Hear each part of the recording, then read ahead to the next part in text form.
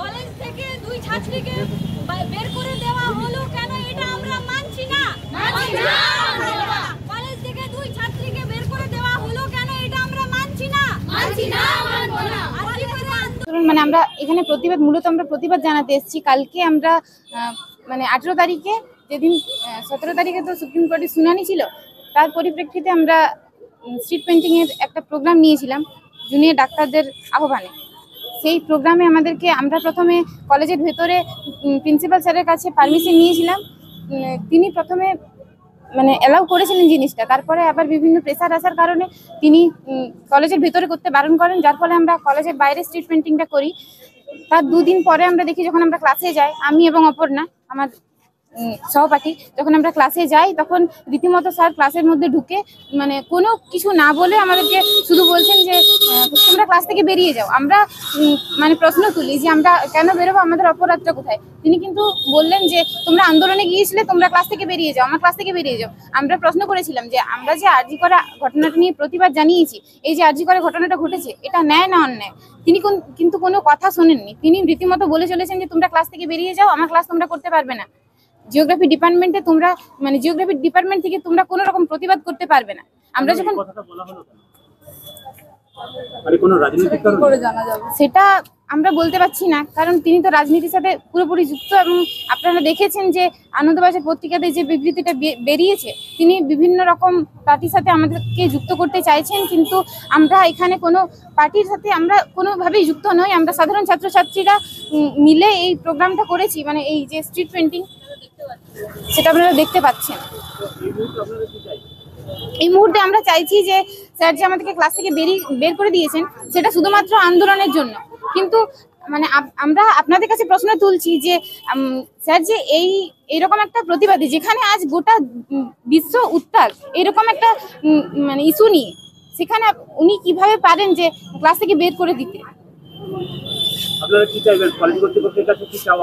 আমরা TIC sir মানে প্রিন্সিপালকে আমরা জানিয়েছিলাম এই ঘটনাটা। তিনি বলেছেন যে এটা শ্যামল স্যারের ব্যক্তিগত ব্যাপার, কিন্তু এটা তো ব্যক্তিগত ব্যাপার হচ্ছে না। তিনি বলছেন জিওগ্রাফি ডিপার্টমেন্টে তোমরা মিটিয়ে নাও। কিভাবে আমরা মেটাবো? আমরা তো যখন এইচওডি আমাদেরকে এভাবে বলছেন, আমরা তো টিআইসি স্যারের কাছেই যাবো না। আপনাদের কাছে এটাই প্রশ্ন যে আমরা যে এই আন্দোলনে গেছি, মানে প্রতিবাদ জানিয়েছি, এটা কি আমরা ভুল করেছি, অন্যায় করেছি? হ্যাঁ, একদমই তাই। আমাদের পাশাপাশি আরো কিছু বিষয় আছে, সেই বিষয়গুলো আমি আপনাদেরকে। আমার নাম প্রেয়সী টুডু।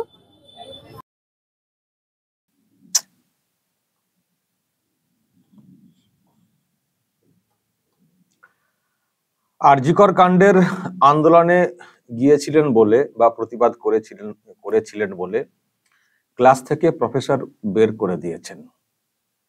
প্রফেসর, দর্শক, এই হচ্ছে এই কলেজের ঘটনা। আর যার নামে কথা বলা হচ্ছে, তিনি আবার এই রাজ্যের প্রাক্তন মন্ত্রী। আমি তার বক্তব্য আপনাদেরকে শোনাবো। ওয়েট। প্রফেসর, আরজিকর কাণ্ড নিয়ে কত কি ঘটে গেল, কত মানুষ প্রতিবাদ করেছেন, প্রতিবাদ করছেন, রাস্তাতে নামছেন, গ্রাফিটি তৈরি করছেন, নানানভাবে মানুষজন প্রতিবাদ করছেন, সোশ্যাল মিডিয়াতে গর্জে উঠছেন, দেশে বিদেশে কত প্রতিবাদ হয়ে গেল।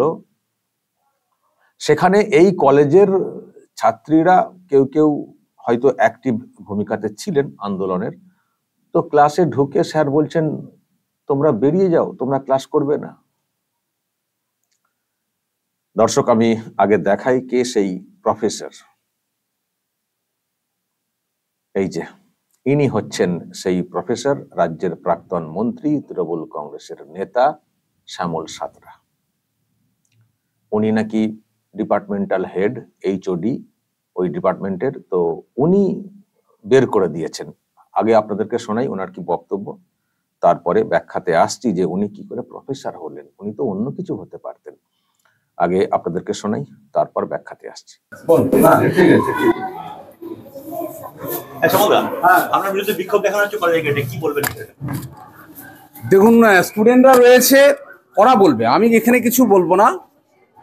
যে কয়েকদিন ধরে ক্লাসে যে ধরনের অরাজকতা 1 মাস ধরে চলছিল, অ্যাজ এ হেড হিসাবে আমার একটা ডিপার্টমেন্ট রয়েছে, সেখানে একটা সুস্থ পরিবেশ রয়েছে। প্রায় আমাদের 200-250 মতো স্টুডেন্ট রয়েছে। তারা যাতে ভালোভাবে ক্লাস করতে পারে, ক্লাসের মধ্যে রাজনীতি যাতে না হয়, পয়সা আদায় করা না হয়, তারা যাতে আন্দোলনে তাদেরকে জোর করে নিয়ে যাওয়া না হয়, তারই পরিবারে যারা অভিযোগ জানিয়েছিল, তারা লিখিত আকারে আমার কাছে অভিযোগ এসেছে as a head of the department হিসাবে।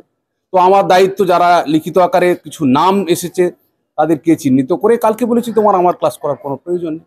তোমরা যদি মনে করো যে এরকম পরিবেশ তৈরি করবে, একটা সুষ্ঠু ক্লাসরুমকে অস্থির করবে, সেটা করা সম্ভব নয়।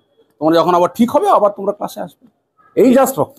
এর আগেও নাকি আপনার থ্রেড কালচারের অভিযোগ আনছে, এর আগেও নাকি এক্সট্রাকশনের নামে বিভিন্ন জায়গায় যাওয়ার অভিযোগ করা হয়েছিল, সেখানে যদি কেউ যেত না পেরেছিল আপনার। ফালতু কথা বলে লাভ নেই, কারণ আমাদের একটা সিস্টেম রয়েছে। হ্যাঁ, আমরা একটা নির্দিষ্ট পরিধির মধ্যে ডিপার্টমেন্ট চলে, একটা কলেজ যেমন চলে, তার কতগুলো রুলস অ্যান্ড রেগুলেশন আছে, সেগুলো স্টুডেন্টরা অবশ্যই তাদেরকে মেনে চলে, বরাবর মেনে আসছে দীর্ঘদিন ধরে। আজকে 50 বছরের কলেজ এটা, সুতরাং একদিনের ব্যাপার নয়। আর আমি একদিন আসিনি, সুতরাং এখানে একটা সিস্টেম রয়েছে। প্রত্যেক ছাত্রছাত্রীদের আপনারা জিজ্ঞাসা করুন। ছাত্রছাত্রীদের কাছে জানবো না, অভিযোগটা আপনার বিরুদ্ধে সরাসরি যে আপনি থ্রেট করছেন, আপনি ক্লাসে ঢুকতে দিচ্ছেন, আপনি কি পারেন দুজন ছাত্রীকে এভাবে বাইরে বের করে কোনো রকম ভাবে নয়, সারা বিদেশ যেখানে, সারা বিশ্ব যেখানে এটাকে নিয়ে তোলপাড় হচ্ছে, আপনার কি করে এই স্পর্ধাটা হয় আপনার? না না, কোনো রকম ভাবে কাউকে করা হয়নি, বলা হয়েছে কোনো রকম কোনো কথা। আপনারা নিজেরা বলুন, আপনারা যখন নিজেরাই বলতে চাইছেন, প্রশ্ন করছেন, আপনারা উত্তর দেন। ঠিক আছে, উত্তর দেন না, এই স্পর্ধাটা কি হয়? ঠিক আছে, আপনারা নিজেরা উত্তর দেন। আপনি থ্রেড কালচার করছেন, আপনি থ্রেড কালচার শুরু করেছেন। একটা কলেজ এভাবে থ্রেড কালচার করা যায় নাকি? আপনি পারেন নাকি থ্রেড করতে এভাবে ছাত্রীদের? যা পালিয়ে গেলেন শ্যামল সাঁতরা, মিডিয়ার প্রশ্নে শেষ পর্যন্ত পালিয়ে গেলেন। প্রফেসর এইরকম প্রফেসর থাকার থেকে না থাকা ভালো, আর এই রকম প্রফেসরের কাছ থেকে শিক্ষা নেওয়ার থেকে না নেওয়া ভালো। প্রফেসর কথার উত্তর দিতে পারছেন না, পালিয়ে গেলেন। কিছু ছাত্রীকে জোগাড় করে কি ভেবেছিলেন যে ওদের মুখ দিয়ে বলিয়ে আপনার দাবিকে এস্টাবলিশ করবেন? এটা ভেবেছিলেন? জোর করে আন্দোলনে নিয়ে যাওয়া হয়েছিল। আমি জানি না তারা কারা অভিযোগটা করেছেন যে আরজিকর কাণ্ড নিয়ে যখন বিশ্ব তোলপাড়, সেখানে কাউকে জোর করে আন্দোলনে নিয়ে যাওয়া হচ্ছে। তারা কারা? যদি তারা কেউ ছাত্রী হয়ে থাকেন, আমাদেরকে ভাবতে হবে তারা কি ছাত্রী, যে তাদের বিরুদ্ধে অভিযোগ করেছেন এই প্রফেসরের কাছে যে তাদেরকে জোর করে আন্দোলনে নিয়ে যাওয়া হয়েছিল। তারা কারা? একটা মেডিকেল কলেজে একজন কলেজ স্টুডেন্ট, মেডিকেল ছাত্রী, জুনিয়র ডাক্তার, তাকে ধর্ষণ করে খুন করা হয়েছে। তার প্রতিবাদে সর্বস্তরের মানুষ গর্জে উঠছেন, আর সেখানে এই কলেজের ছাত্রীদেরকে জোর করে নিয়ে যাওয়া হচ্ছিল আন্দোলনে, তারা কারা এই অভিযোগটা করেছেন এই প্রফেসরের কাছে? কারা অভিযোগটা করেছেন? আমার খুব জানতে ইচ্ছে করছে। এই ছাত্রীরা, যাদের আমি জানি না, যাদেরকে আমরা দেখতে পাচ্ছি সামনে, তারাই কেউ এই অভিযোগ করেছেন কিনা ভাবতে হবে। এরা কারা? এরা কোন পরিবার থেকে আসা? যে কাণ্ড ঘটলো আরজি করে, তার জন্য তাদের হয়নি যে এটা স্বতঃস্ফূর্ত একটা আন্দোলন, এখানে আমাদেরকে যেতে হবে, জোর করে কেন নিয়ে যেতে হবে? এই তাগিদ তাদের মধ্যে জন্মায়নি নাকি যখন দেখবেন? আমি জানি না, যে ঘটনা ঘটেছে আরজি করে, এখান থেকে কি আমাদের সতর্ক হওয়ার কি সময় হয়নি এখনো? নিজের বাড়িতে ঘটতে হবে, নিজের ক্ষেত্রে ঘটতে হবে, তারপর তারা প্রতিবাদ করবেন। কারা ছাত্রী, কারা অভিযোগ করেছেন এই প্রফেসরকে? আমি জানি না। যারা অভিযোগ করেছেন তারাও স্বেচ্ছায় করেছেন নাকি এই থ্রেট কালচার, এই প্রফেসরের চাপে তারা অভিযোগটা করেছেন, জাস্ট ওদেরকে বের করার জন্য, ওদেরকে শিক্ষা দেওয়ার জন্য। শিক্ষা বলতে কুশিক্ষা, ওই শিক্ষা আর কি, আন্দোলন করা চলবে না সেই জন্য। খুব জানতে ইচ্ছে করছে। আর এত যখন সৎ সাহস নেতা প্রফেসর, কেন পালিয়ে গেলেন? প্রশ্ন শুনে কেন পালিয়ে গেলেন? যখন থ্রেট কালচারের প্রশ্ন এলো, কেন পালিয়ে গেলেন ছুটে? কেন ওখান থেকে পালিয়ে গেলেন? কেন প্রফেসর শ্যামল সাঁতরা, রাজ্যের মন্ত্রী, লজ্জা করে না? আপনার সম্পর্কে এই ধরনের প্রশ্ন উঠবে, লজ্জা করে না? উত্তর দিতে পারছেন না, ক্যামেরা প্রশ্ন শুনে পালিয়ে গেলেন, লজ্জা করে না? আপনি প্রফেসর, আপনি শিক্ষা দেবেন ছাত্রীদেরকে, আপনাকে কলেজ থেকে ঘাড় ধরে বের করে দেওয়া উচিত, ঘাড় ধরে। আপনি অযোগ্য, আপনি অযোগ্য, আপনার কোনো যোগ্যতা নেই প্রফেসর হিসেবে ওখানে কাজ করার। দুই ছাত্রী তারা মুভমেন্ট করেছেন, তাদের নামে অভিযোগ আনা হচ্ছে জোর করে নিয়ে যাওয়া, পয়সা তোলা, ছাত্রীরা পয়সা তুলছিলেন। এটা ভাবা যায়? এই তোলাবাজির কারবারটা তো যে দলটা আপনি করেন সেই দলের ক্ষেত্রে অভিযোগ উঠেছে, আপনার দলের নেতা মন্ত্রীরা গ্রেপ্তার হয়েছেন তোলাবাজি কারবারে। আপনি ছাত্রীদেরকে মানে অভিযোগ করছেন তাদের বিরুদ্ধে তোলাবাজি, তারা টাকা তুলছিলেন। নিজেরা যেটা করেন অন্যদের দিকে চাপিয়ে দিয়ে অন্যভাবে মোড় ঘোরানোর চেষ্টা করছেন। আপনার মিনিমাম যোগ্যতা নেই কলেজের মানে প্রফেসর থাকার, মিনিমাম যোগ্যতা নেই। যে কাজ আপনি করেছেন আপনার একেবারে যোগ্যতা নেই এই কলেজের প্রফেসর হিসেবে আপনার কাজটা করা। আপনার কাছ থেকে আর যাই হোক ছাত্রছাত্রীরা, পড়ুয়ারা ভালো শিক্ষা কখনো পেতে পারেন না, এটা বলে দিলাম। কারণ যা শুনছি এই ঘটনাতে, কোনোদিন আপনার কাছ থেকে ভালো শিক্ষা কেউ পেতে পারেন না। আপনি অযোগ্য, আপনি অযোগ্য। আপনার ক্যারেক্টার নিয়ে প্রশ্ন উঠতে পারে, আপনি অযোগ্য। শুধুমাত্র এই সরকারটা এখানে আছে বলে, আপনাদের সরকারটা আছে বলে আপনি এখনো কলেজে টিকে রয়েছেন। যদি এই সরকার না থেকে অন্য সরকার থাকতো না, আপনাকে আজকে এই কলেজ থেকে বের করে দেওয়া হতো, বের করে দেওয়া হতো। আমি জানি না কি ভাবছেন আপনি, সারা জীবন এইভাবে কাটিয়ে ফেলবেন, জানি না কি ভেবে বসে আছেন। তবে যেদিন পরিবর্তন আসবে, যেদিন এই সরকারের উৎখাত হবে, এটা কিন্তু রেকর্ড হয়ে থাকলো। আপনি যে আচরণ করেছেন, যে বিহেভ করেছেন ছাত্রীদের বিরুদ্ধে, এটা কিন্তু রেকর্ড হয়ে থাকলো। আপনার বিরুদ্ধে একদিন না একদিন ব্যবস্থা হবে। সেই ব্যবস্থা নেওয়ার জন্য আমরা সেই সময় আরো জোরালো আওয়াজ তুলব। এই ধরনের লোকের কলেজে কোনো স্থান নেই, একে কলেজ থেকে বের করে দিতে হবে, বের করে দিতে হবে। মিডিয়ার প্রশ্নের উত্তর দিতে পারলেন না, সুরসুর করে চলে গেলেন, সুরসুর করে চলে গেলেন। আর কলেজের যিনি দায়িত্ব রয়েছেন প্রিন্সিপাল, আমি তার কথাও ভাবছি, তিনি বা কেমন একটা কলেজে এইরকম হচ্ছে। আমি আপনাদেরকে একটু শোনাই, প্রিন্সিপালের বক্তব্যটা একটু শোনাবো, শুনলেই বুঝতে পারবেন তিনি কি করে প্রিন্সিপাল হয়ে আছেন। তার যা অবস্থা, তার তো কোনো বোল্ডনেস যে ব্যাপারটা, সেটা তো আমি বুঝতেই পারলাম না। এই হচ্ছেন প্রিন্সিপাল। আমি প্রিন্সিপালের বক্তব্যটা আপনাদেরকে একটু শোনাই, তাহলেই বুঝতে পারবেন কি করে উনি কলেজ চালাচ্ছেন।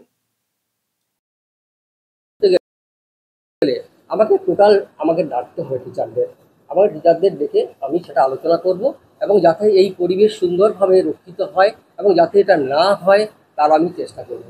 ঘটনাটা কি ঘটেছিল, আপনাদের কি খবর আছে?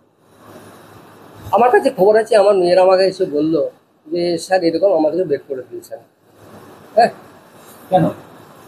এই যাই হোক, ওদের কথা যেটা বললো যে আমরা আন্দোলন করেছি তার জন্য। আমি সঙ্গে সঙ্গে বললাম যে এটা বিভাগগত ব্যাপার, তোমার বিভাগ বের করেছে, তোমরা বিভাগের ব্যাপারটাকে মিটিয়ে নাও। হ্যাঁ, আমি প্রথম বলি, কেননা বিভাগে এখনো অনেক কিছু ব্যাপার থাকে। দেখুন, ইন্টারনাল এক্সটার্নাল অনেক কিছু ব্যাপার থাকে। ধর, এটা কোনো কথা হলো? বিভাগ থেকে বের করে দেওয়া হচ্ছে, বিভাগের সঙ্গে মিটিয়ে নাও।